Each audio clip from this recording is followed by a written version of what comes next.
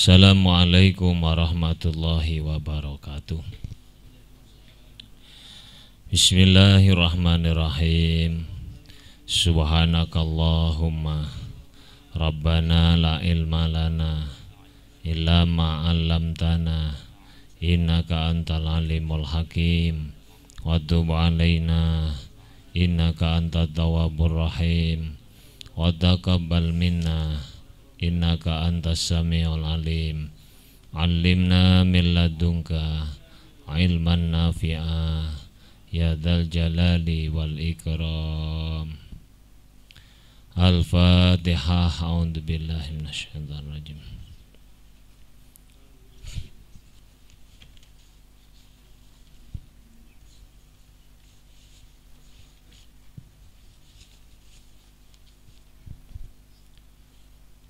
Bismillahirrahmanirrahim. Alhamdulillahi rabbil alamin. Wassalatu wassalamu ala asyrafil anbiya'i wal mursalin Sayyidina wa maulana Muhammadin wa ala alihi wa sahbihi ajma'in. Amma ba'du.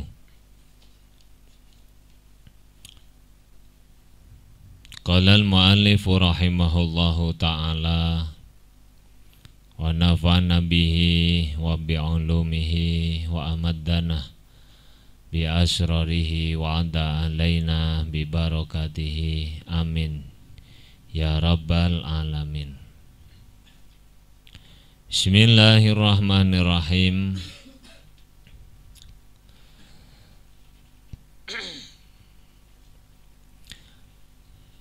Kitab Bahjatul Wasail halaman 5. Wa aslul imani anta taqidah. Ya iku ya.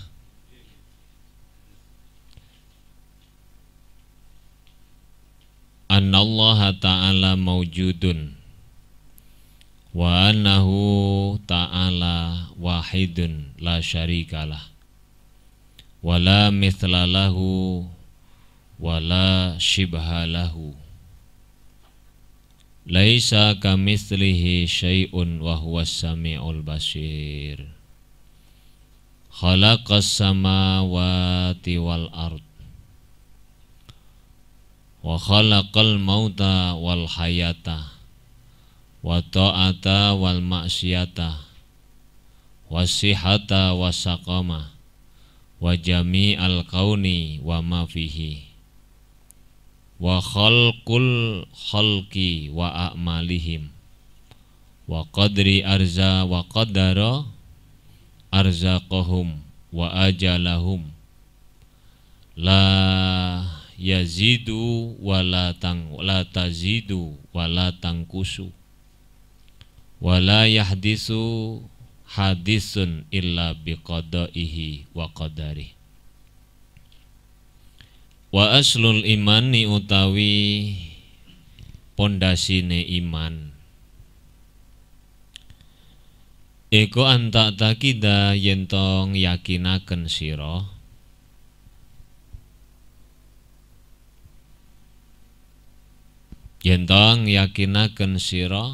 annallaha ing satemene Allah Ta'ala iku maujudun kang ono. Maujudun bimakna wujud. Wa annahu lan satemene Allah Ta'ala iku wahidun dat kang ijen tunggal. La syarika kang ora ana sekuton iku maujud lahu kedue Allah. Wala misla lan ora ana kang madani iku maujud lahu kedue Allah. Wala syibha lan ora ana kang nyerupani iku maujud lahu kedue Allah. Laisa kamitslihi syai'un wa huwas samiul basir. Laisa ora ana iku kamitslihi madani apa syai'un suwiji-wiji Iku kamitslihi madani Allah say apa sayun suwiji-wiji. Wa huwa utawi Allah iku asami udat kang midanget. Wal basiru lan dat kang mirsani. Khalaqa kang dadekaken sapa Allah as-samawati ing pira-pira langit. Wal ardi lan bumi. Wa khalaqa lan dadekaken sapa Allah al-mauta ing kematian. Wal hayata lan ing urip. Wa ta'ata lan ing taat. Wal maksiata lan ing kemaksiatan. Wasihata lan ing kesehatane awak. Wasaqama lan loro. Wajami al kauni lan sekabehane makhluk. Kaun itu ma siwallah aima siwallah. Wama lan perkara fihi kang tetep ing dalem kaun yakni sifat. Wa khalaqa lan dadekaken sapa Allah al khalqa ing pira ing makhluk. Wa a'malahum lan pira-pira amale khalqu. Wa a'malahum wa qadara lan mesti sapa Allah ay hadda arzaqihim ay ma yantafi'u bihi bil fi'li. Arzaqahum ing pira-pira rizkine khalqu. Wa ajalahum lan pira-pira ajale umure khalqu.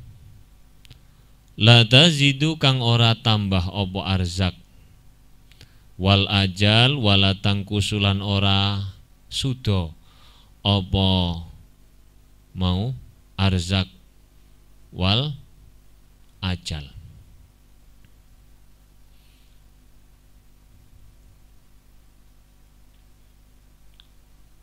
Wes. Ini saya terangkan pelan-pelan. Sebelumnya tak terjemah dulu. Pondasi iman hendaknya kamu meyakini bahwa Allah adalah zat yang wujud. Allah zat yang ada. La maujuda illallah.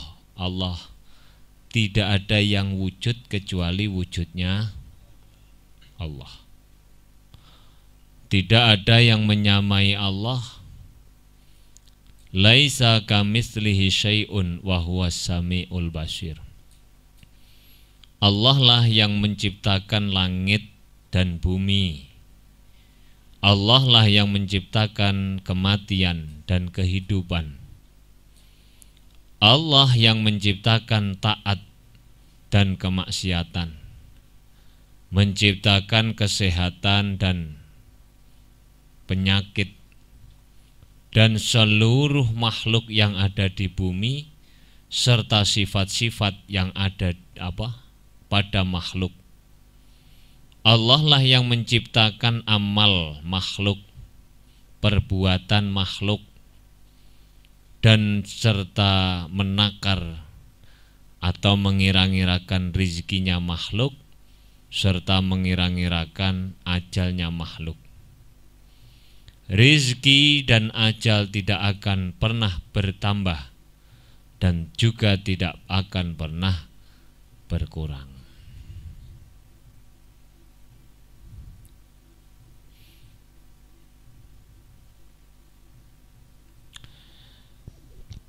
Ini pembahasan tentang iman terhadap wujudnya Allah. Wujudnya Allah itu ada. Selain wujudnya Allah tidak ada. Adanya perkara yang kita anggap ada itu sebagai dalil atau bukti bahwa Allah ada. Bahkan keberadaan Allah itu lebih jelas daripada sesuatu yang ada atau dianggap ada. Karena ini akidah, saya menerangkan pelan-pelan supaya kamu bisa mencerna atau mencatat.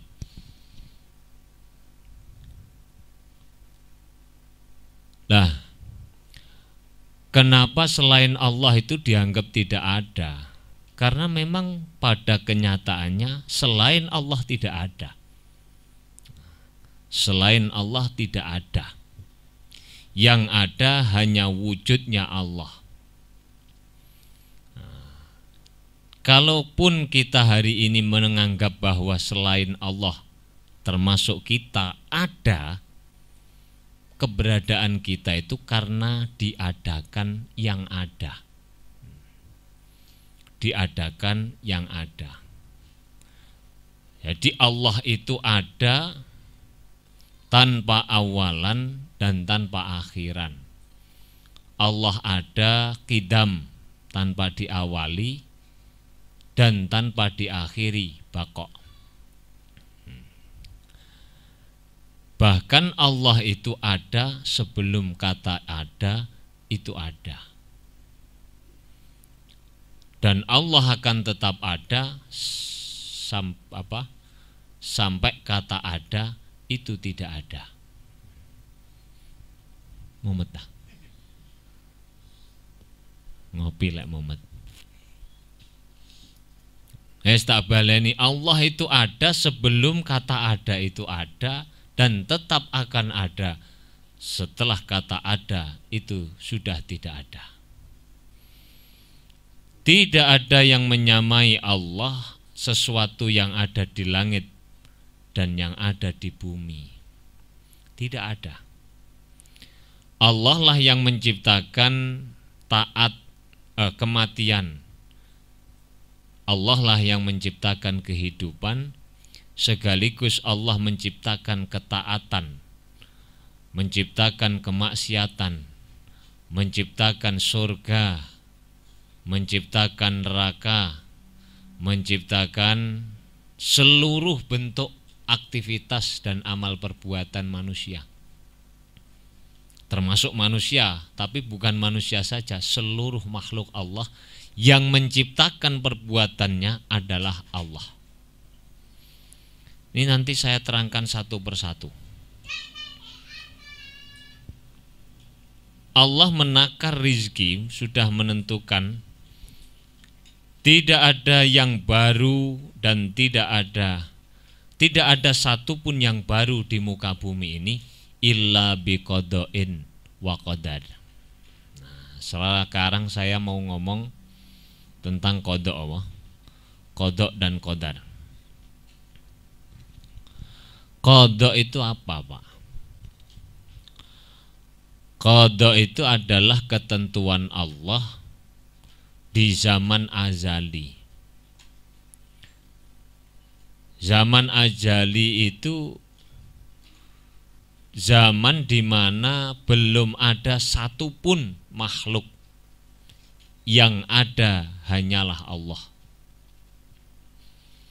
Jadi arsy juga belum ada, langit belum ada, bumi belum ada, cakrawala belum ada, seluruhnya belum ada.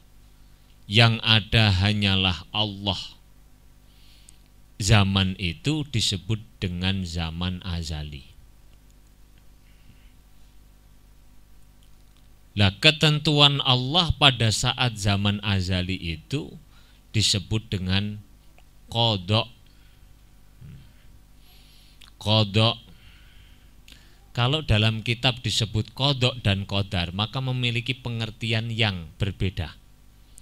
Kalau disebut satu, maka qada' dan qadar berarti memiliki pengertian yang sama. Atau disebut qadarnya saja, berarti mencakup makna qada'. Itu perlu mengerti. Kalau di sini Imam Syekh Nawawi menyebut illa biqada'in wa qadar, berarti memiliki makna yang berbeda. Apa qada'? adalah ketentuan Allah pada zaman azali sebelum Allah membuat atau menciptakan sesuatu dengan atas dasar ilmunya Allah dengan sifat irodahnya. Nanti saya terangkan ta'aluknya irodah, kudroh dan irodah. Kalem-kalem ini. Contohnya adalah Allah dengan ilmunya mengetahui seluruh yang akan terjadi sebelum penciptaan sesuatu itu. Bumi belum ada, tapi Allah sudah ngerti apa yang akan terjadi nanti di muka bumi. Belum terjadi, bahkan belum ada satupun makhluk. Ketentuan semacam ini dalam ilmu tauhid disebut dengan ta'aluk tanjizi qadim. Tanjizi qadim. Disebut ta'aluk itu karena sifat irodahnya Allah berhubungan dengan sesuatu. Sesuatu itu ketentuan itu tadi lah, yang masih akan terjadi. Disebut tanjizi karena dilaksanakan atau ditentukan pada saat itu. Saat itu kapan? Sebelum kata itu ada. Di biyen zaman azali itu ada apa? Pelaksanaan planning oleh Allah tentang apa yang akan diciptakan. Itu tanjizi. Disebut qadim karena waktu itu ya belum ada makhluk. Zaman azali apa? Sebab waktu itu belum ada sesuatu yang diciptakan oleh Allah. Ini namanya ta'aluk tanjizi qadim. Contohnya ini, Allah merancang, Allah mengetahui bahwa nanti tahun 2020 itu ada wabah namanya virus corona. Tapi ini Allah mengetahui itu masih zaman azali, belum ada makhluk. Sehingga sebab virus corona kemudian ada aturan tidak boleh keluar rumah.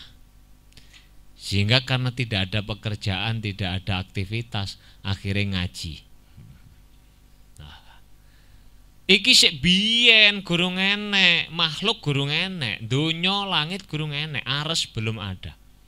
Tapi pengetahuan Allah, ilmunya Allah itu sudah tahu bahwa 2020 ada corona.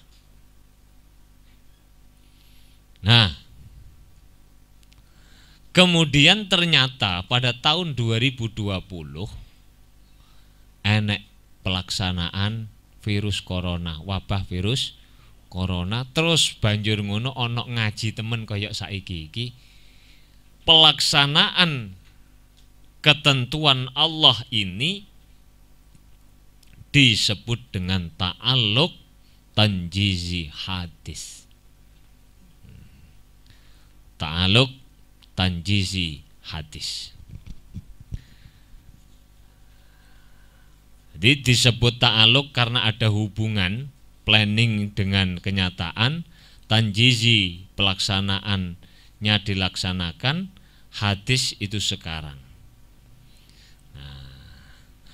Pelaksanaan qadha pada saat ini itu disebut dengan kudroh, dengan qadarnya Allah. Disebut dengan qadar.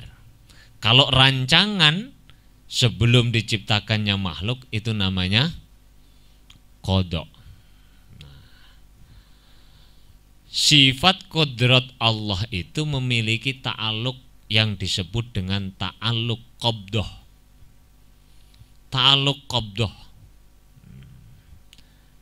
Yang kedua ada namanya ta'aluk suluhi.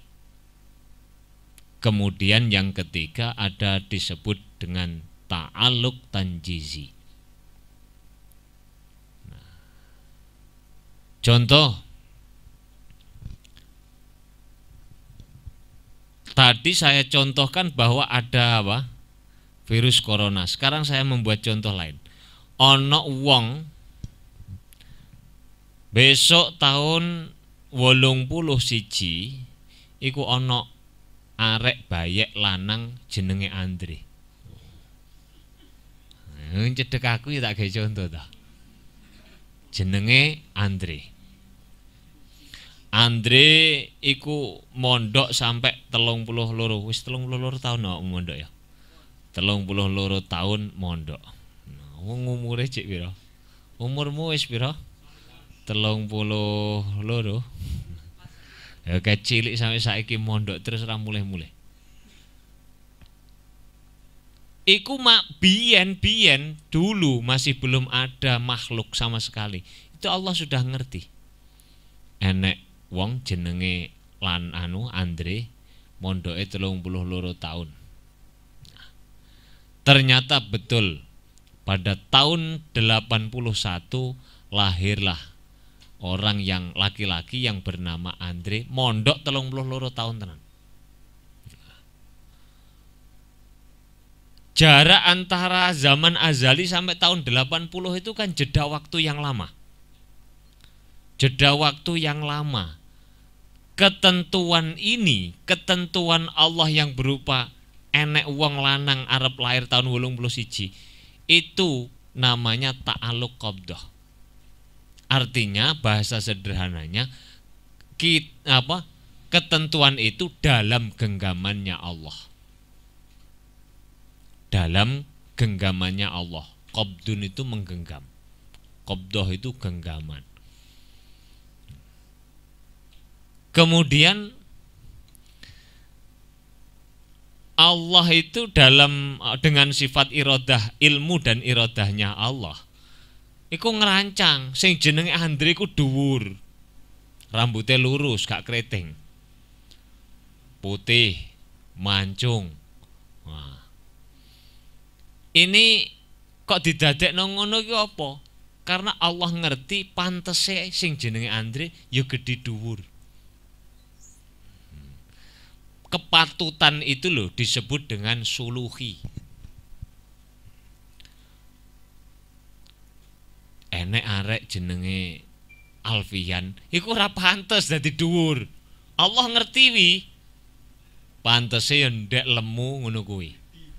Saku ora nyebut lah. Sebutan dhewe. Lah kok dadine kaya ngono? Pantese kanggo awakmu nurut pengetahuane Allah, ya kaya ngono kuwi. Lah kok sampean pengen dadi kaya Andre gedhe dhuwur? Ora iso. Andre sewalike pengen kaya Alfian, ora iso. Menurut kepatutan dalam takarannya Allah. Duduk menurut takaran nafsumu. Ini disebut dengan ta'aluk suluhi. Nah kemudian setelah ta'aluk ta'ani, kemudian lahirlah Andre tenan dadi gedhe dhuwur ganteng sak piturute ku mau. Itu namanya ta'aluk tanjizi. Apa ta'aluk tanjizi? Ta'aluk hubungan pelaksanaan. Jadi ta'aluk qabdah itu rancangan, qabdah dalam genggaman Allah. Yang kedua ta'aluk suluhi, kepatutan. Sing jenenge Andre ku pantese ra patek sugih. Rancangan itu kenyataannya betul. Itu ada ta'aluk suluhi, kepatutan. Kemudian ternyata ora patek sugih tenanan, kuwi dalam kenyataan disadar, tapi ta'aluknya disebut dengan ta'aluk tanjizi.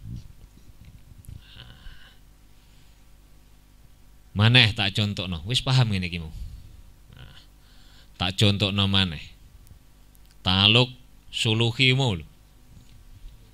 Ta'aluk qabdah, ta'aluk suluhi dan ta'aluk tanjizi. Enek wong jenenge Menying. Fikri.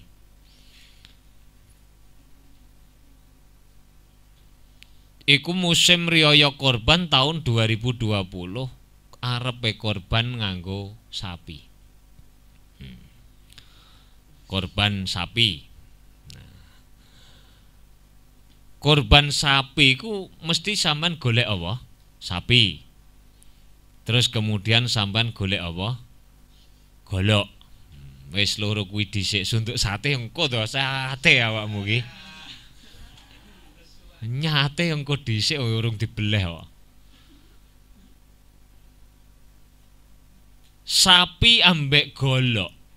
Nah, iku ket biyen wis ditentokno ambek Gusti Allah, enek sapi engko digawe korban ambek Fikri butuh dibeleh nganggo golok. Iki sono ketentuan dalam genggaman Allah. Nah, kemudian ta'aluk sulukinya di mana Pak? Hubungan kepatutan itu. Beleh sapi iku butuh golok. Wong sing ngramut sapi ambek wong sing tukang gawe golok, iku secara dohir ndak ada hubungannya. Karena memang belum ada apa? Tombolnya di mana? Korban sapi.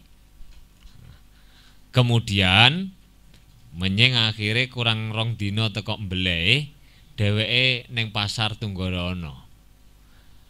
Pak golek-golok, Pak. Kanggo apa, Mas? Kanggo mbeleh apa? Kanggo mbeleh sapi. Kemudian golek sapi. Pak, aku butuh sapi, Pak, sing rega 20 yuta. Ya wis Mas iki ana sampean gawa. Sampean tuku lading ambek tuku sapi, itu terjadi ta'aluk namanya apa? Ta'aluk suluhi. Artinya mbeleh apa? Beleh sapi nganggo golok lho, ora kemudian mbok beleh nganggo graji. Kuwi patut to gak? Karena tidak patut tidak bisa disebut dengan suluh. Ora patut deh. Wong lanang iku patute lek rabi ambek. Iya ngono, ora enek lanang mbek lanang iku gak suluh. Ono wis suluhi. Kemudian tanggal mari takbiran des sampan beleh tenan nganggo golok. Kuwi namanya ta'aluk tanjisi.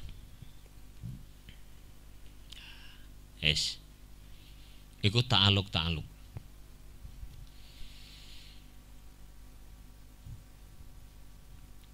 Lah kemudian selanjutnya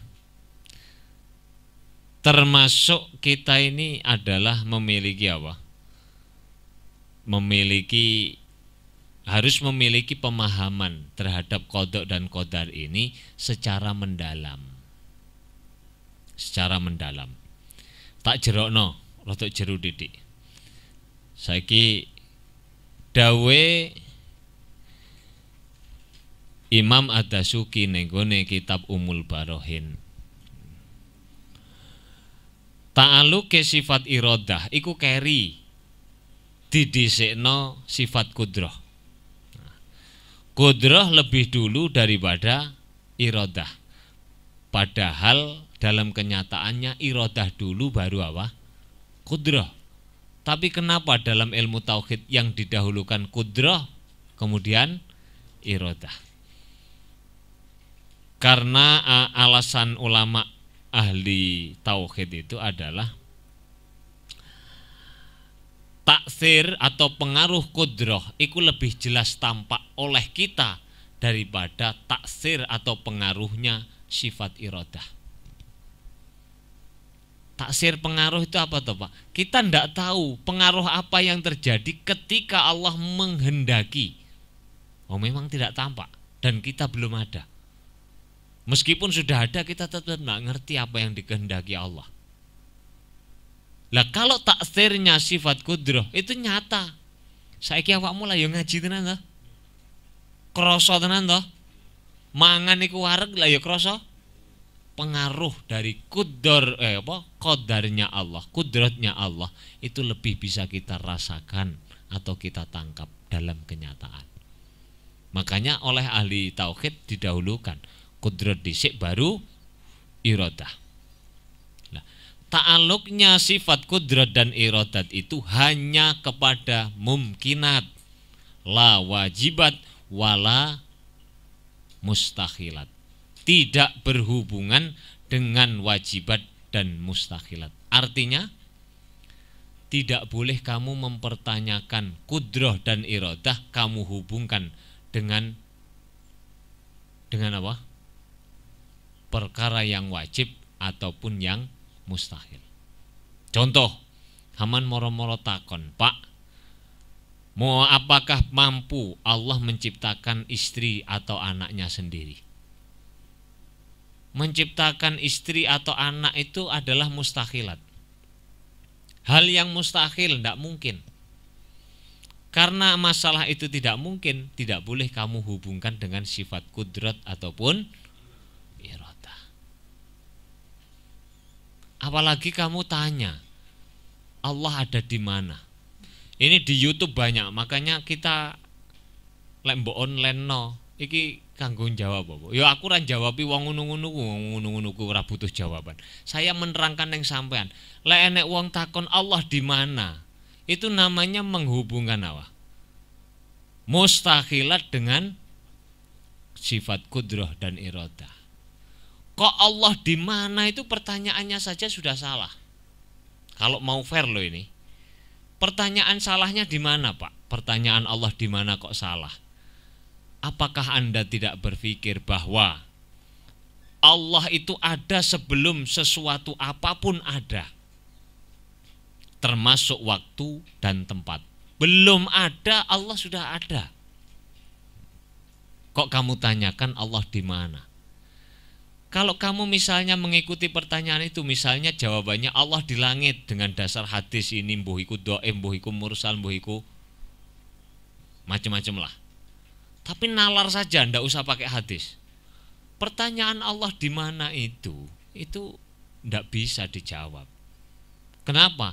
Karena bertentangan dengan akal sehat. Letak akal sehatnya di mana? Wong Allah itu ada sebelum apapun ada, sudah ada kok. Kalau dijawab di langit, maka pertanyaan lanjutan untuk membantah jawaban itu adalah sebelum langit diciptakan Allah di mana? Di aras misalnya. Sebelum Allah menciptakan aras, Allah kemudian ngontrak ning ndi? Mbok turut terus wi gak enek jawabane. Itu namanya bertentangan dengan akal sehat.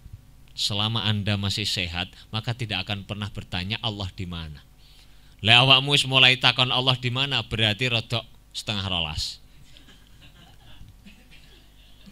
Aku ora ngomong gendeng, setengah rolas. Yes. Saya kembali ke kudrat dan iradat. Jadi Allah itu punya sifat iradah yang taksirnya adalah menentukan rancangan, merancang segala sesuatu yang akan diciptakan, kemudian pada kenyataannya persis sesuai dengan rancangan, itu namanya kudrat. Utawa qadar. Qadha dan qadar, pelaksanaan. Sudah. Kalau demikian, Pak, ada qadha dan ada qadar. Kalau begitu kita dalam rangka berdoa kepada Allah, itu tidak ada artinya. Kenapa tidak ada artinya? Karena kalau seandainya kita tidak ditentukan Allah untuk diberi sesuatu, maka doa itu kamu baca sebanyak apapun yang kamu baca, karena tidak tertulis ketentuan itu, tidak akan diberi. Misalnya kamu tanya begitu, ya memang benar. Jadi pemberian Allah itu bukan karena doamu, tapi pemberian Allah itu memang karena sudah dikehendaki Allah untuk diberikan kepadamu. Untuk diberikan kepadamu. Lek sampean ditakdir, dikodok dalam ketentuan Allah itu ditulis sampai Gusti Allah panjang umur. La tazidu wala tangkusu ajalakum. Lek sampean ditakdir dadi wong sugih, ora kira dadi melarat. apapun yang terjadi. Iki lek dongane Mbah Wahab Kamakola, guru-gurune awake dhewe. Mbah Wahab ku lek ndonga, lek iya mosok ora, lek ora mosok. Iku lek gur muni ngono tok gampang, tapi ngencepno kata-kata itu ning jerone ati sampai dadi wong sing ora duwe wedi, angel. Artinya apa orang yang bisa mendoa lek iya mosok ora, lek ora mosok iya iku dadi wong sing kendel? Karena dia betul-betul yakin tentang qada dan qadarnya Allah. Lek aku ditakdir mati gara-gara corona, delik ning isor lemari seminggu, tetep mati, Pak. Lek ora ditakdir Gusti Allah mati sebab corona, keluyuran ning dia lho. Awakmu ora bakal mati. Iku harus yakin. Harus yakin. Tapi ora oleh, Pak. Qada dan qadar itu kamu buat untuk menjustis kemaksiatan, ndak boleh. Lah lek ngono, Pak, iku mau dikandakno mbek Syekh Nawawi, Allah khalaqat ta'ata wal maksiata. Khalaqal wa khalaqa a'malal khalqi. Lah lek ngono awake dhewe pinuju nyolong, pinuju zina, pinuju apa? Gasap, pinuju gak salat. Ya wis lah Pak, wong iku ancen qadake Gusti. Ndak boleh begitu. Untuk hal-hal yang memang kita butuh menyandarkan qada dan kepada qada dan qadar, itu memang perlu. Misalnya pada saat kita itu terkena musibah sakit, supaya kita tidak menjadi orang yang putus asa, itu harus penuh kesadaran di dalam hati kita. Heleh, wong aku lara iki pancen wis takdire Gusti. Ora kok terus nyalahno, wah iki gara-gara salaman mbek awakmu ketularan virus. Gak ngono. Tapi iki wis takdire Gusti Allah. Hati menyandarkan qada qadarku perlu, tapi pada selain kemaksiatan. Meskipun pada hakikatnya, kenyataan sebenar-benarnya adalah itu takdirnya Gusti. Tapi gak oleh sampean menyandarkan itu kemaksiatan. Sebagai tata kramane, lek salah iku salahku, lek bener iku benere Gusti. Iku tata kramane makhluk. Karena kita itu harus, kemarin saya katakan harus imbang. Ada namanya syariat dohir, ada namanya hakikat. Dan namanya hakikat. Hakikate kabeh ku Allah. Nah, hakikate Gusti Allah. Lek ngono ora perlu usaha, Pak. Nah, saya ingin membahas ini panjang. Nah, ini kalau dalam kitab Umul Barohin itu di halaman 41, 40 sampai 41. Imam Ad-Dasuki mengatakan bahwa ini tentang kita bagaimana memahami sebab itu loh. Sebab itu termasuk usaha, termasuk apa? Cara wong iku kepengin pinter dheweke belajar, cara wong kepengin sugih dheweke nyambut gawe, cara wong kepengin apa? Khusuk wiridan, cara wong kepengin putih nganggo wedak. Kowe pengen putih ta? Cara wong kepengin wangi nganggo. Nah, ini namanya sebab. Sebelum saya melangkah ke sebab, fi'lul insan, fi'lul kholqi, tadi kan dibahas. Lek sing kabeh-kabeh sing dadekne Allah, kemudian perbuatan kita, itu Allah yang menciptakan. Ya memang betul dalam Al-Quran, wallahu khalaqakum wa ma taf'alun. Allah lah yang menciptakan kamu, dan Allah lah pula yang menciptakan perbuatanmu. Lah ngono dhewe iki wayang golek, Pak. Sik to aja kesusu ngomong wayang golek. Kita harus belajar ini. Dipahami dulu, nanti terserah sampean keputusannya kaya apa. Fi'lul khalqi itu ada dua. Fi'lul khalqi, perbuatan makhluk itu ada dua macam. Satu al-idtirari,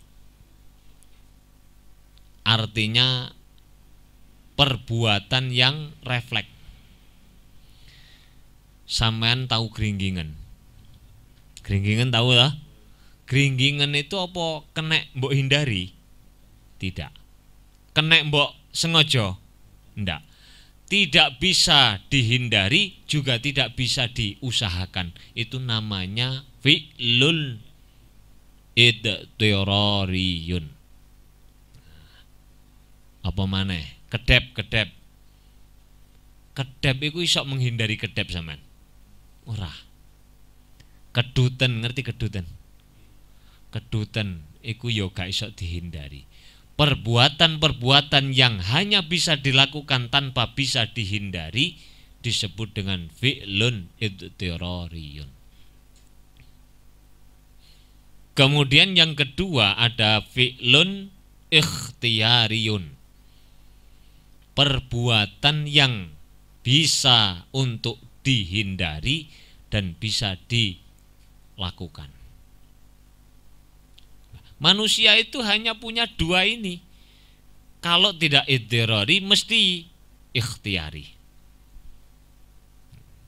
Jadi satu, idtirari tidak bisa dihindari juga tidak bisa diusahakan. Yang kedua bisa dilakukan atau bisa dihindari, namanya ikhtiyari.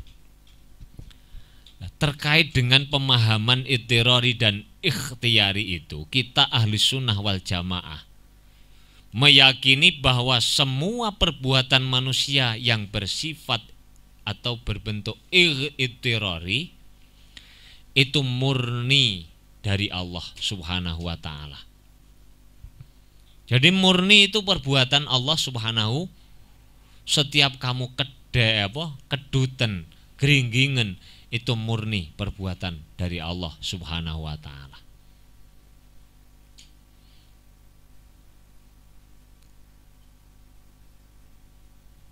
Kemudian fi'lun ikhtiyariyun menurut ahli sunnah wal jamaah itu dari Allah Subhanahu wa ta'ala, akan tetapi masih memiliki hubungan dengan manusia. Memiliki hubungan dengan manusia. Jadi dari Allah, perbuatan itu tetap dari Allah. Kalau kamu nyolong, itu ya Allah yang menghendaki, tapi ada hubungan, melibatkan hubungan dengan manusia. Di mana hubungannya? Hubungan kasbu, pelaksanaan. Hubungan kasbu, pelaksanaan. Sampean kalau mau mencuri, itu ada dua pilihan, antara tidak mencuri dan mencuri. Artinya kamu bisa usaha untuk tidak melakukan nyolong, mencuri. Atau pilihan yang kedua, kamu lanjut mencuri. Itu ada pilihan. Terserah sampean mau dilaksanakan A atau B, itu hubungan perbuatan kasbunya di situ. Kalau dari Allah tetap dari Allah itu, tapi Allah membuat pilihan tentang eksekusinya. Ayo mbok pilih iki elek, lek mbok pilih iki apik. Mbok pilih ndi? Elek, ya mlebu neraka. Lah lek milih iki gak nyolong, apik, mlebu swarga. Sudah, itu ahli sunnah wal jamaah yang menjadi pegangan kita. Hadilah idtirari murni dari Allah tanpa bisa diusahakan ataupun dihindari. Kalau ikhtiyari bisa menghindar atau bisa melaksanakan. Kalau menurut orang-orang Jabariyah, Qadariyah dulu yang ekstrim. Menurut kaum Qadariyah, perbuatan idtirari manusia itu dari Allah tanpa melibatkan manusia sama sekali. Sama berarti dengan ahli sunnah wal jamaah. Demikian pula nanti dengan kaum Jabariyah. Jabariyah itu juga meyakini bahwa fi'lun idtirariyun murni dari Allah tanpa campur tangan manusia. Lah tentang perbuatan ikhtiyari manusia, menurut kaum Qadariyah itu murni dari manusia tanpa keterlibatan Allah Subhanahu wa ta'ala. Jadi Allah tidak punya apa? Andil sama sekali dalam urusan fi'lun ikhtiyariyun. Sehingga apa? Semboyannya itu adalah siapa giat pasti, itu semboyannya qadariyah. Tidak ada satu kepastian apapun kecuali kepastian Allah itu sendiri. Lah kok siapa giat pasti dapat itu lho piye? Pastine sapa sing mbok silih? Lah kok qadariyah ya, Pak? Masya wong duduk qadariyah lek muni ngono ya berarti iku keyakinane qadariyah. Makanya aja sanggeranut lho, siapa giat pasti dapat, siapa rajin mangkal pandai apa? Rajin kerja pangkal kaya. Jari sapa akeh wong jeplok budal jam 3 bengi mulih jam 5 sore ora sugih-sugih. Sebelum ke sana saya ini. Jadi ikhtiyari menurut siapa? Qadariyah itu adalah tanpa keterlibatan Allah, murni dari manusia. Kalau manusia mau berhasil maka harus giat. Mau pinter, giat belajar. Mau kaya, giat bekerja. Mau sehat, jaga kesehatan. Itu qadariyah. Karena menggantungkan keberhasilan yang fi'lun ikhtiyariyun terhadap manusia. Sekarang yang ketiga, menurut kaum Jabariyah. Memahami fi'lun ikhtiyariyun, kalau ittirori sama. Memahami fi'lun ikhtiyariyun itu menurut mereka murni dari Allah tanpa keterlibatan manusia. Jadi menurut pahame orang Jabariyah, kalau kita sakit dari Allah, kita sehat pun dari Allah, tanpa berobat tidak masalah. Berobat percuma, lek Allah gak menghendaki, ya ora bakal waras. Iku Jabariyah. Luwe gak usah mangan, lek Allah menghendaki orang mangano tetep warak.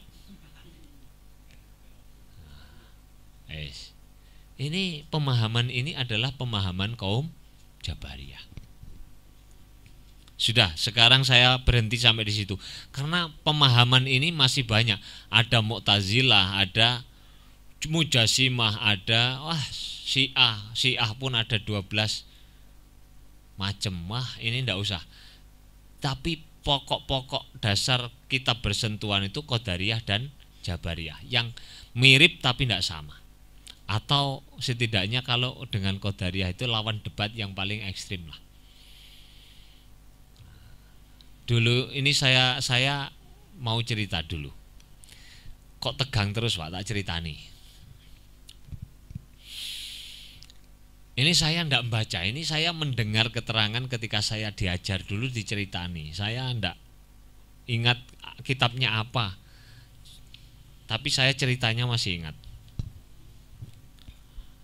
Imam Ghazali itu orang Hujjatul Islam, orang yang membela akidah Ahlussunnah wal Jamaah. Imam Ghazali ketika itu punya musuh debat namanya Imam Zamakhsyari. Imam Zamakhsyari itu termasuk tokoh atau ulama, pembesar ulama Mu'tazilah pada saat itu. Tapi umurnya terpaut jauh, masih sepuh Imam Zamakhsyari. Ketika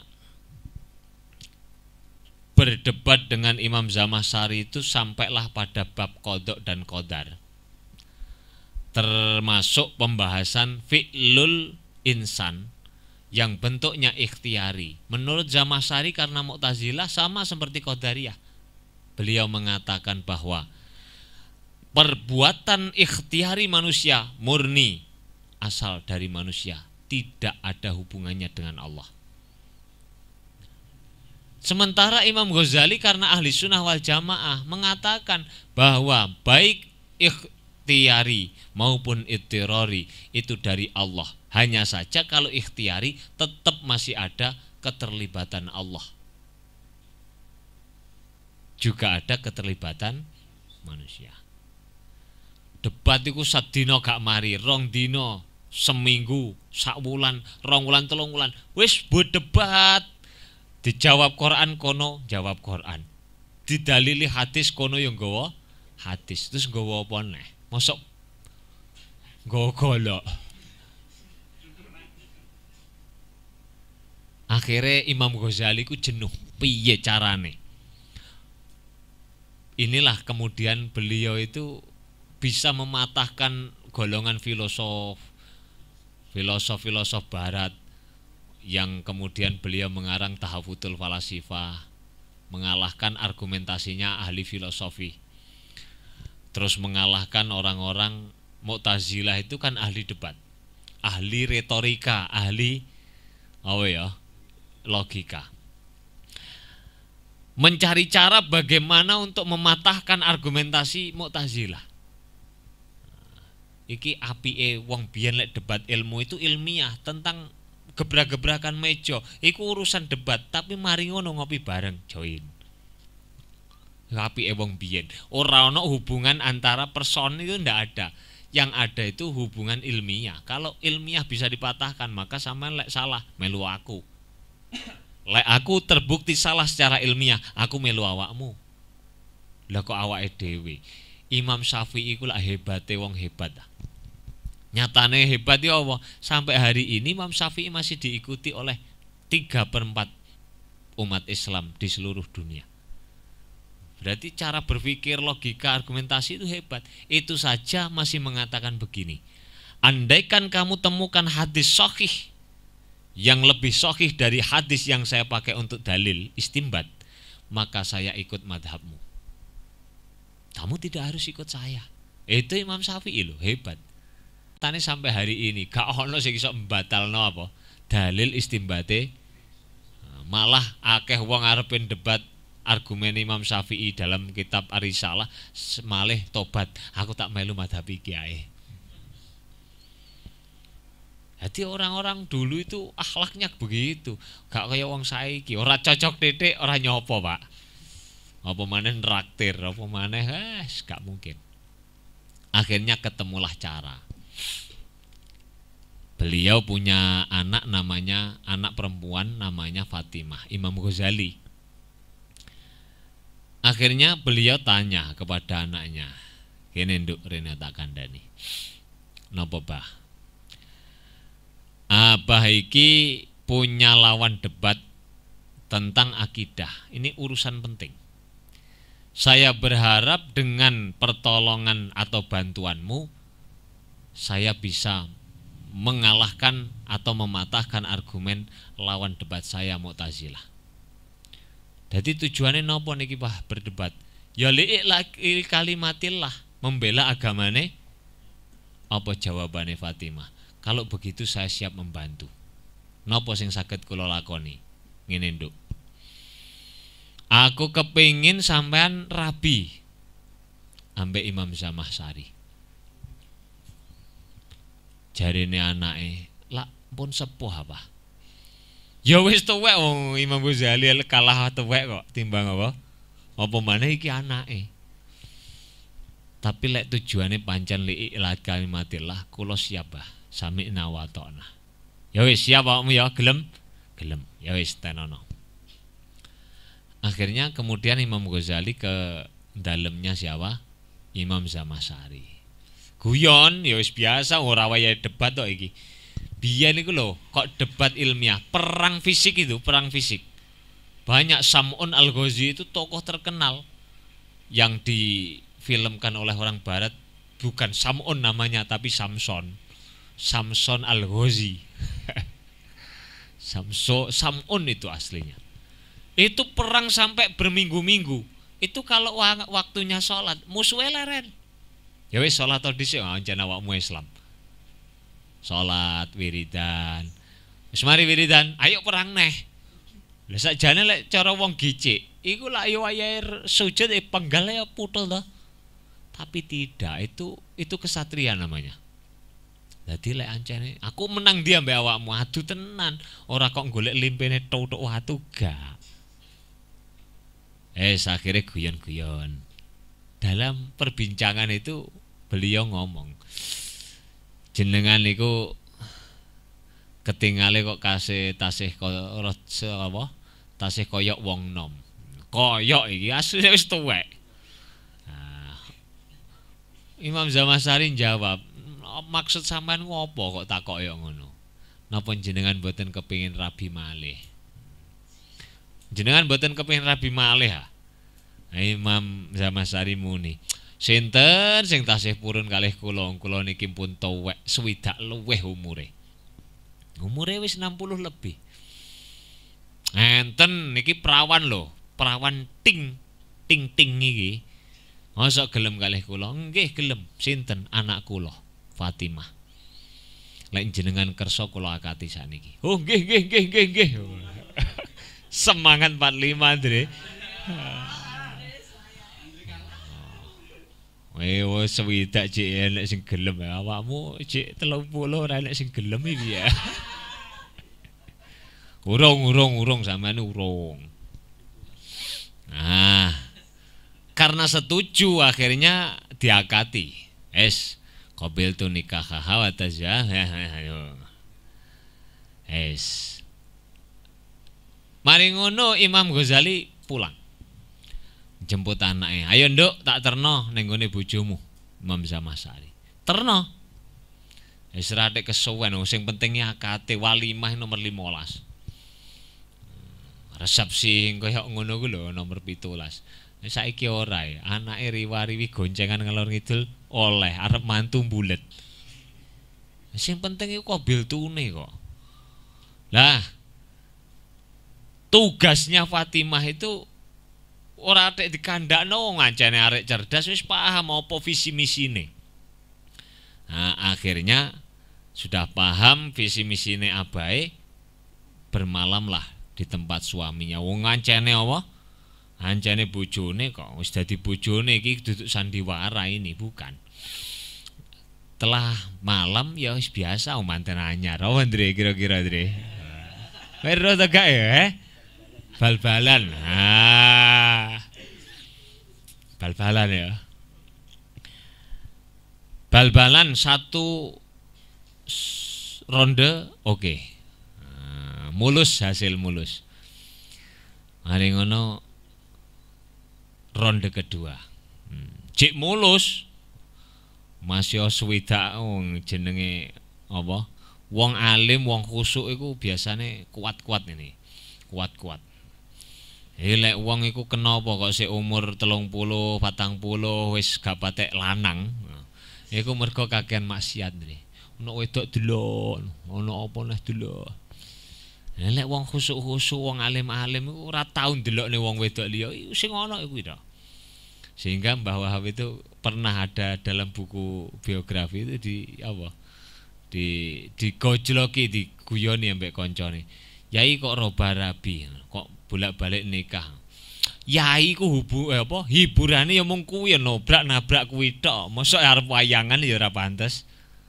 Arep nonton bal-balan ning perapatan ya ora pantes. Makane hiburane ya mung kuwi tok. Balik ning gone sapa mau? Imam Zamasari. Ronde ketiga oke. Nah, wis mari ngono dhek leren. Jarene Fatimah, monggo malih, napa jenengan boten cinta kalih kula? Oh iya. Akhirnya terpaksa apa? Terpaksa, ya wis ayo. Tapi wis setengah kuat setengah apa? Gak is ngeplay. Kowe paham to gak iki ya? Aja cilik. Ronde keempat itu sudah ngefly dia antara kuat dan tidak. Wes akhirnya selesailah ronde keempat. Jenenge Fatimah wong sik enom. Wong wedok enom pisan. Ya kuat ae Mas yo ping 15 yo kuat ae. Wong wedok iku meneng tok. Apa Andre kok guyu. Lah lek wong lanang ora ana butuh ana apa? Butuh tenaga, butuh. Jadi ya butuh tenaga ya kesel. Dijaluki Fatimah yang kelima itu jawab, sudah saya ndak kuat Fatimah. Apa jenengan mboten cinta kali kula? Yo cinta. Apa jenengan mboten sayang kali? Oh sayang. Lah kok dijak mboten gelem? Nah, aku wis gak kuat aku. Nah, disinilah misinya Fatimah disampaikan. jenengan lak kondo kalih abah kula. Torene perbuatan ikhtiari manusia itu ditentukan manusia tanpa melibatkan Allah.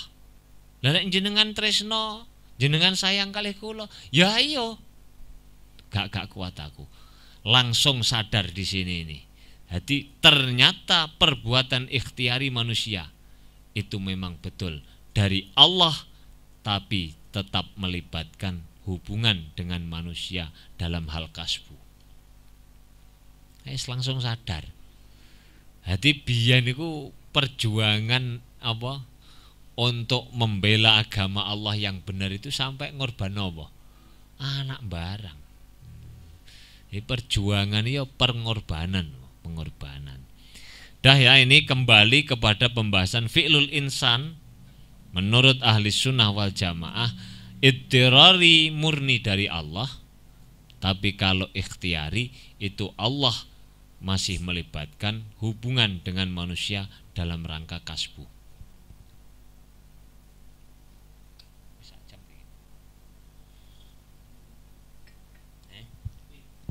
Nah, anjene angel kok. Sudah.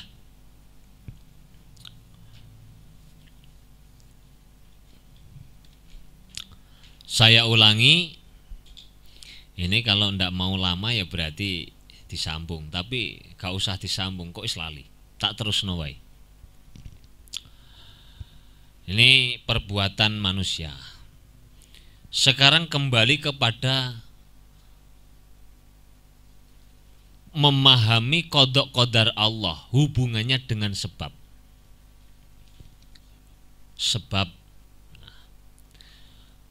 Pertanyaannya adalah apakah kalau sudah ada qada dan qadar Allah, sebab itu,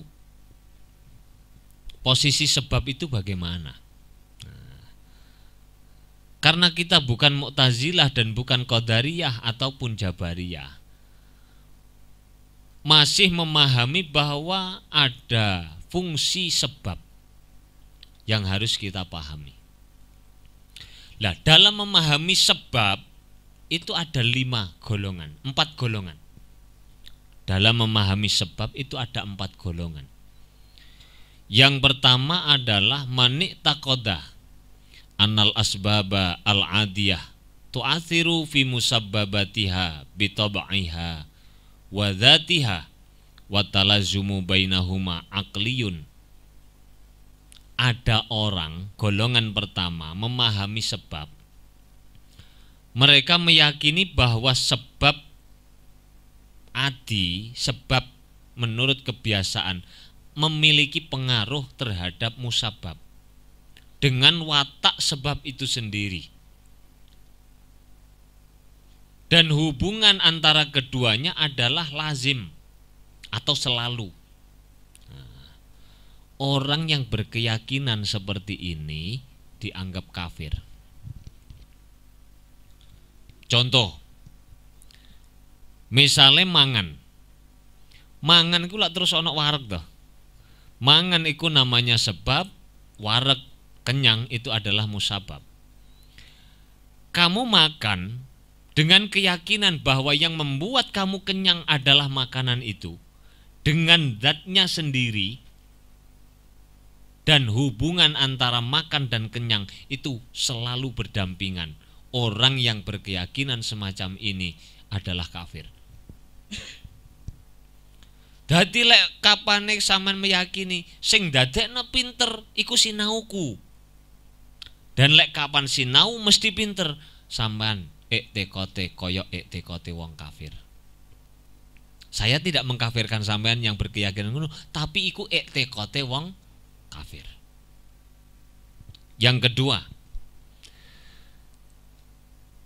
man i'taqada annal asbaba wal musabbabati aqliyatun, man i'taqada annal mu'athira fil musabbabati al adiyati kal ikhraqi warrai wasyiba huwallahu wahdahu.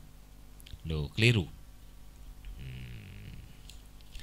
Yang kedua adalah manik takoda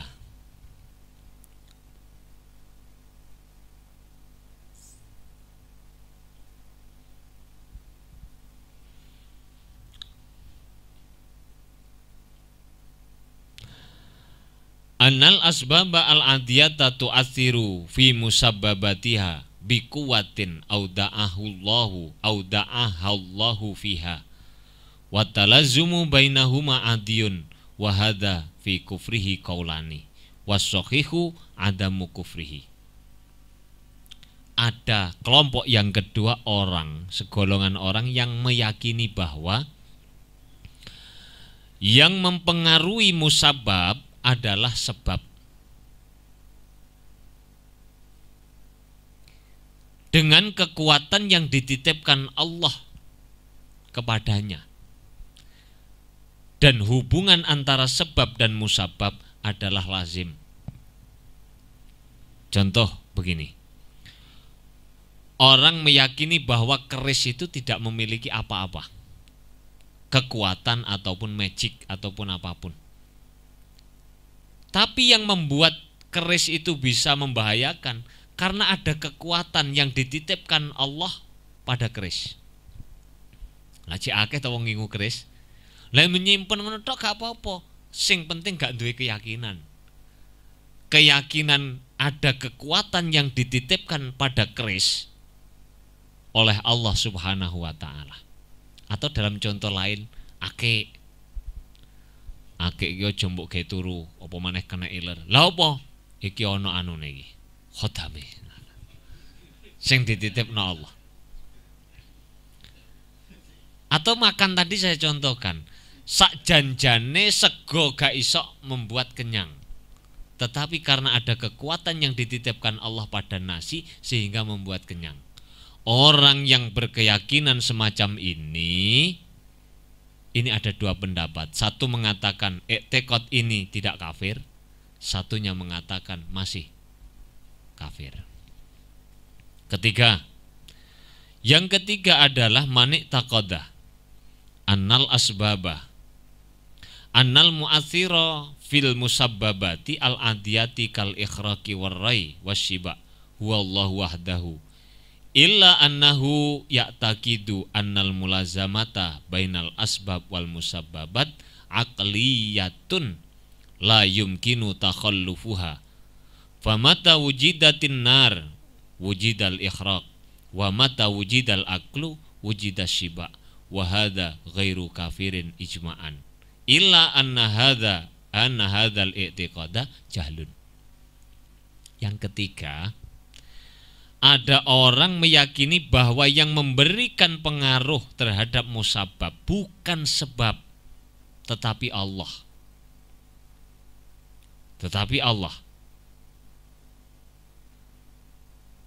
Meskipun demikian, dia meyakini juga bahwa kalau ada sebab memastikan adanya musabab. Ya memang yang memberi pengaruh wareg itu Allah. Segar pada minuman Allah. Tetapi kalau minum pasti segar, kalau makan pasti mau apa simbol slogan apa? Rajin pangkal pandai ku mau lho. Apa? Siapa cepat pasti? Nah, pasti ki mau lho. Ini tidak dihukumi kafir oleh para ulama, hanya saja ini adalah keyakinan orang yang bodoh. Milik sampean semangat, siapa cepat pasti dapat, goblok mendadak. Kok pasti itu ngene sapa kepastian. Terakhir, yang keempat, mayyataqidu. Lah untuk membuktikan bahwa itu etikotnya orang bodoh, itu Allah sampai membuat bantahan secara langsung. Kalau ada sebab pasti ada musabab, itu tidak betul. Siapa yang membantah ini? Allah. Lek ono geni tidak memastikan adanya terbakar. Geni ki api kok iso ono api, mesti ono geni ki ya. Ketok iya tapi kok kalau ada api tidak memastikan terbakar. Itu yang membantah siapa? Allah. Ketika Nabi Ibrahim alaihi salam dimasukkan ke dalam tumpukan kayu setinggi 70 dhira, panjangnya ini kubus. Jadi ke sana 70 dhira, ke sana 70 dhira, ke sana 70 dhira. 70 dhira itu kira-kira 35 meter. 35 meter. Jadi tingginya juga 35 meter. Tumpuan kayu, Nabi Ibrahim di tengah-tengah. Terus diobong ambek Raja Namrud. Iku lek cara tekadmu adalah lek ono sebab, ono geni mesti kobong. Iku Nabi Ibrahim ya wis kobong lho, Pak. Tapi Allah membantah logika itu dengan bukti, ya narukuni bardau wasalaman ala Ibrahim. Hei geni, dadekno adem awakmu ning gone jasate Nabi Ibrahim. Ngono iku Gusti Allah gak gur kudu ora gur dawuh adem tok. Wong iku lek kepanasan kobong, lek kademen kira-kira mati ta gak? Mati. Sehingga Allah mengatakan, ya naru kuni bardan ademo. Tapi juga selamatkan Nabi. Cara ora ono salamane ya salam wala kalam Nabi Ibrahim. Lunas, Pak. Ora mergo kobong geni tapi kadem mergo geni.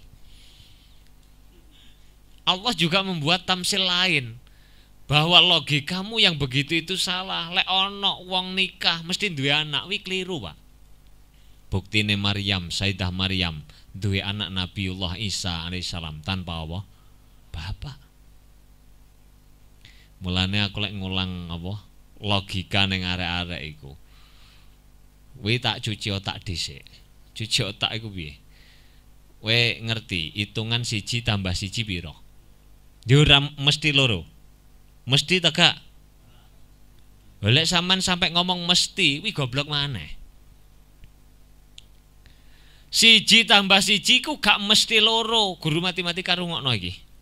Lek ra trimo debat nggo gula mrene ya. Aja ngulangi muridé 1 tambah 1 mesti loro, keliru. Itu adalah yang ngomong bukan saya, Imam Dasuki. Li annahu illa annahu i'tiqadun jahilun. Keyakinan orang bodoh. 1 tambah 1 itu dalam logika sing butuh apa? Itu dalam logika matematik mungkin apa kesepakatan oleh, tapi aja ngomong pasti. Dah kan matematika ilmu pasti, Pak. Ilmu pasti menurut kesepakatanmu dewe. Dalam fakta kenyataan itu gak enek kepastian itu. Buktine apa? Untuk menyangkal bahwa 1 tambah 1 tidak mesti 2. Bapakmu piro? Ibumu piro? Anake piro? Anake 7. Padahal 1 tambah 1 bapake 1, anak ibuke 1, anake 7. Ini fakta atau fiktif? Duh, gak ngarang ta aku? Mbah saya itu, mbah laki-laki 1, mbah perempuan 1, itu anaknya 25. Dulu saya itu, mbah saya itu sudah tua, itu saya tanya ketika saya masih kelas 5 atau kelas 4 barangkali, saya ingat-ingat tidak. Saya tanya, mbah, anaknya kok wakeh mbah sampean mbah? Iya le, mbiyen renek TV kok. Wah. Dadi TV-ne omong iku tok, makane doda dadi anak. Iya betul itu, anaknya 25. Mbah yang dari bapak saya itu ya juga begitu, anaknya 16. Laki-laki 9, yang sisanya putri. Ini adalah 1 tambah 1 tidak memastikan 2. Angka 2 itu tidak pasti. Jadi tidak ada kepastian kecuali kepastian Allah itu sendiri. Tapi lek mari ngene ditakoni guru matematikamu 10 kurangi 9 piro ya jawaban 1. Artinya ini dalam bahasa argumen eyel-eyelan, menang aku, Pak. Wong iku fakta kabeh. Lah sing ngomong bukti 1 tambah 1 kudu loro kuwi gak duwe bukti fakta. Jadi itu fiktif. Lah pembondohan publik, Pak, terserah sampean ngomong apa. Makane matematika itu apa to ruwet-ruwet. Pokok penting ngerti duit abang 100 biru. Ya wis to lah, apa kok dadak belajar aneh-aneh. Belajar sing penting-penting ngono lho. Sing gak penting ora patek, ora usah. Wis terserah lah lek ana sing gak trimo ya ora apa-apa. Wis yang keempat, terus kemudian yang selamat itu keyakinannya bagaimana, Pak? Manik taqadah annal mu'athira fil musabbabati al-adiyati huwa Allah wahdah wa annal mulazamata wal muqaranata bainal asbab wal musabbabat adiyun yumkinu takhallufuhu bi ayyu jaddas sabab dunal musabbab wa hadzal i'tiqad huwal munjiu indallah wa huwa i'tiqadu ahlus sunnati wal jamaah. Sampean ahli sunnah wal jamaah aja ngomong tok duwe kartu Banser, duwe kartu NU. Kartu gak penting, ya penting dalam organisasi. Yang jauh lebih penting sampean belajar akidah wong NU iku piye. Ini akidah wong ahli sunnah, bukan NU tok. Piye? Orang yang meyakini bahwa yang memberikan pengaruh terhadap musabab hanyalah Allah. Hanyalah Allah. Hubungan antara sebab dan musabab tidak selalu. Artinya, ketika ada sebab tidak selalu harus ada musabab. Atau musabab tidak selalu membutuhkan sebab. Keyakinan seperti ini adalah keyakinan ahli sunnah wal jamaah. Wong iku biasane lek pinter iku dalane sebabe sinau. Biasane. Tidak menutup kemungkinan ora adik sinau, gak adik sekolah, gak adik ngaji, pinter. Jenenge ilmu laduni. Wa filaduni laduni. Kola titik wong oleh ilmu laduni ku 10.000 paling seugel. Urung siji seugel. Jadi lek wong ngeyakini hanyalah Allah. Umpama mangan, eneke wong mangan gak memastikan ana wareg. Iwak nun ceritane Nabi siapa? Nabi Sulaiman alaihi salam ketika satu hari merasa kaya, akhirnya mengatakan, "Ya Allah, tolong beri kesempatan saya untuk memberikan rizki kepada makhlukmu satu kali saja." Dawe Allah gak sanggup sampean. Pun toh Gusti jenengan cobi, kula insyaallah sanggup. Ngeyel sampai ping 3 akhirnya ya wis jajalan. Perintah seluruh tentara kari apa? Tukang masak, tukang apa macem-macem kongkon golek apa? Ngelumpukno panganan. Arep ngingoni makhluke Gusti Allah sak donya. Wis lapangane ora ketok, pinggire kono ora ketok, kono gak ketok, kono gak ketok. Saking ombone lapangan penuh makanan. Nyiapno panganan. Wah, akhirnya wes ada disebar undangan. Nah, sebar undangan WA. Kabeh kok teko ya sarapan pagi. Oh, kabeh. Wes kabeh teko. Sing teko pertama iwak nun. Iwak iku munggah. Man Sulaiman sampean jare njatah aku sarapan pagi. Oh iya, monggo monggo monggo. Sampean lek anu entekno gak apa-apa. Temen. Iwak itu biko apa? Dengan kehendak Allah, panganan sing disiapno Raja Sulaiman, Nabi Sulaiman sakmono kae mau langsung tek. Ora trimo wajan, sak wajane mlebu. Ora trimo bubur sak wajan, tapi wajane mlebu. Bubur wajane. Bakso sak dandange. Sego sak magicome mlebu. Keri-keri wis entek ngomong ngene, Man Sulaiman, aku jek gorong wareg, enek imbuh ta. Lah wis kabeh mbok santap entek kabeh terus imbuh apa aku? Nah, akhirnya ditegur mbek Gusti Allah. Wis ta, Man Sulaiman sampean ra sanggup. Wis sarapan iwak nun tok ora sanggup kok arepe njatah man apa? Makhluke Gusti Allah sak donya.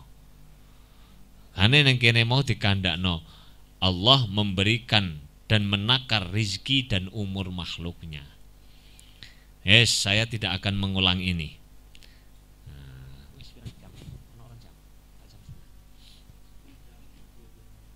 10 menit lagi ya. Terakhir. Kalau itu tadi ada 4 golongan yang memahami sebab. Sekarang saya tarik kepada pembahasan lebih spesifik. Ini karena banyak yang terjadi. Memahami tentang rizki. Kebanyakan orang bahwa rizki itu datang dari sebab kita bekerja. Sekarang coba kita tidak usah membahas orang. Awake dhewe ku memahami rizki itu kaya apa? Bener ta wisan? Kalau ahli sunnah atau kita barangkali Mu'tazilah secara i'tiqad. Ahli sunnah dalam lafdon, Mu'tazilatan maknan. Wah, kakean belajar nahwu awakmu lafdon kabeh-kabeh. Dohiron NO, batinan Mu'tazilah. Jangan-jangan begitu. Ada 4 golongan tentang memahami rizki. 1, mayyar rizqa minallahi ta'ala wa minal kasbi. Ada orang yang berpandangan, meyakini bahwa rizki itu memang dari Allah, tapi juga dari hasil nyambut. Saya ini yakin Pak, kalau rizki itu dari Allah, tapi kalau tidak buka toko, ya mana dapat laba. Kalau tidak ke sawah, mana bisa panen. Kalau tidak bekerja di kantor, di pasar, dari mana Pak saya dapat uang? Sehingga kalau begini ini lockdown susah. Lah dhewe libur seneng ta gak awakmu? Ya kuwi sing bener. Lockdown kongkon libur kok malah susah gitu. Ya beneran, alhamdulillah libur lah iso sampai Januari 2021. Aku ya seneng ngene iki. Ora lapo-lapo wis turu mangan tapi yo gak lemu-lemu.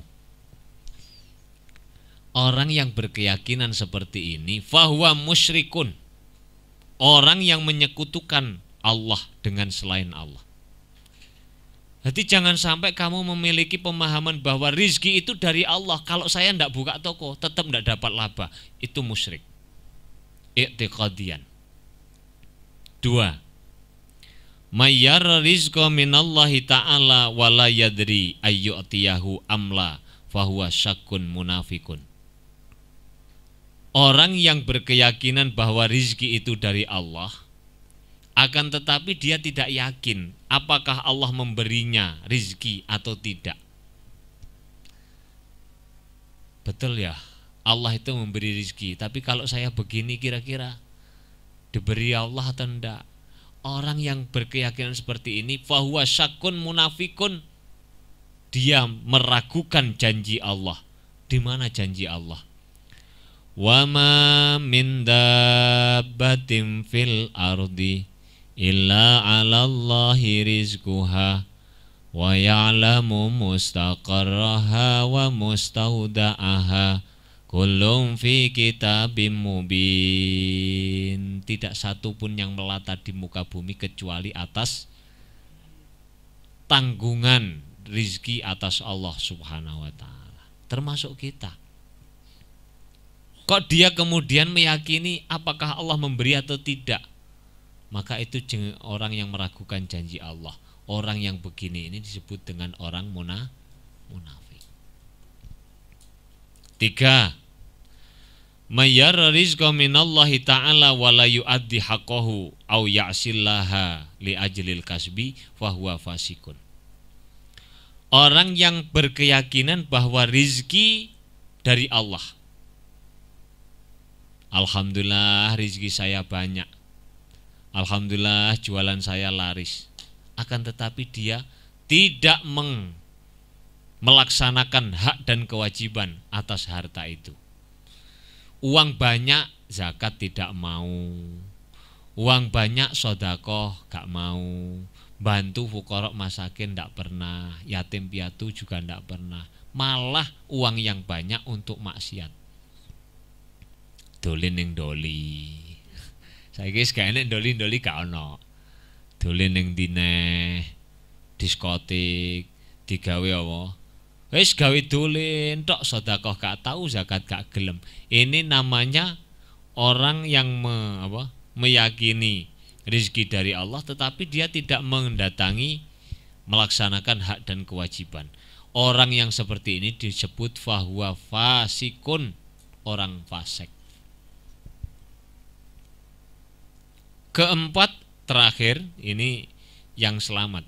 Mayyara rizqa minallahi ta'ala wahdahu wa akhraja haqqahu wa la ya'sillaha li ajlil kasbi fahuwa mu'minun muwahhidun mukhlisun.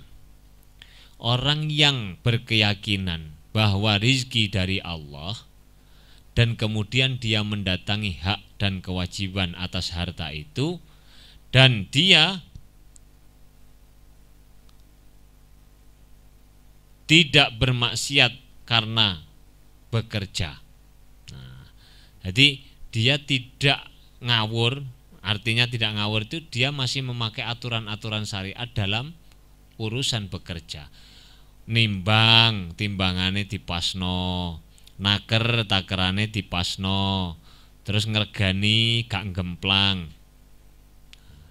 Tidak teledor urusan ibadah karena nyambut gawe. Kalau teledor dan maksiat karena urusan nyambut gawe, fahuwa fasikun. Ribut neng pasar, budal jam 3 saking larise, rame terus gak sholat subuh. Ruwame pasare adzan Jumat gak budal Jumatan, fahuwa fasikun. Makane urusan penggawean diridani Allah mbek gak ku tengere siji. Sampean tidak ribut pekerjaan kemudian menyebabkan teledornya urusan ibadah. Sebagai apa? Untuk mengingat-ingat ini bahwa kita harus benar dalam urusan nyambut gawe dan pemahaman nyambut gawe, Imam Syafi'i mengatakan, warizquka la yafutuka bitawani walaysa yazidu fir rizqil ana'u. Rizkimu tidak akan pernah yafutuka bitawani, tidak akan pernah berkurang karena kamu santai-santai. Santai-santai, makna santai-santai di sini itu artinya bekerjalah segiat mungkin, tetapi jangan sampai melupakan urusan ibadah. Itu namanya santai, bukan santai-santai itu mari subuh rokokan, setengah songo angop turune, wih duduk santai wih kucing. Jadi santai itu bekerja yang giat tapi tidak melupakan urusan ibadah. Itu tidak akan pernah mengurangi jatahmu atau jatah rizki yang diberikan Allah. Wa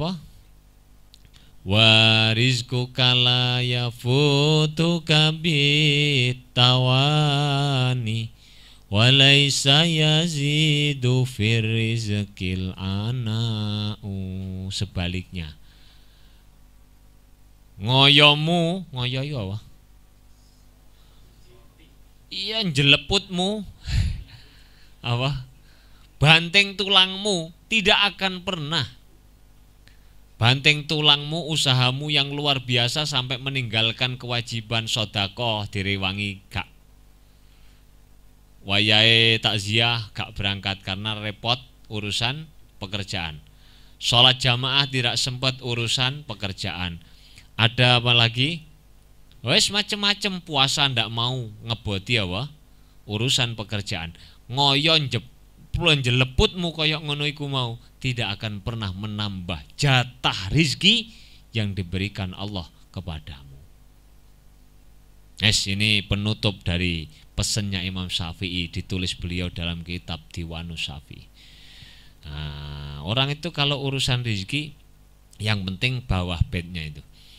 Nah, idza ma kun tada qalbin qanu'in fa anta wa malikud dunya sawa'u. Nah, jika kamu itu memiliki hati yang qanaah, apa? Menerima kenyataan. Sedikit itu kalau diterima dengan kenyataan lapang dada menjadi banyak. Toh meskipun kamu punya banyak, kalau dalam hati tidak menerima dengan lapang dada, menjadi sesuatu yang tidak berharga sama sekali.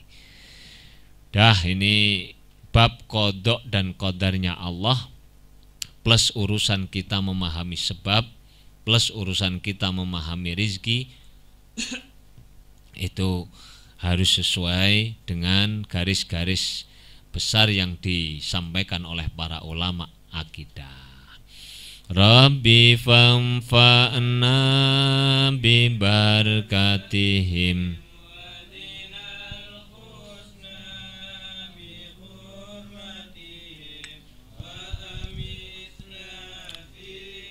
tariqatihim wa mu'afati fitani rabbi fanfa'na bi barakatihim bi hurmatihim wa amitna fi tariqatihim wa mu'afatihim minal fitani rabbi fanfa'na bi barakatihim dinal husna bi hurmatihim wa amitna fi tariqatihim wa mu'afatihim minal. Bismillahirrahmanirrahim. Allahumma inni astaudi'uka ma 'allamtanihi wardudhu ilayya inda hajati ilaihi wa la tunsinihi ya rabbal alamin. Al-Fatihah. Assalamualaikum warahmatullahi wabarakatuh.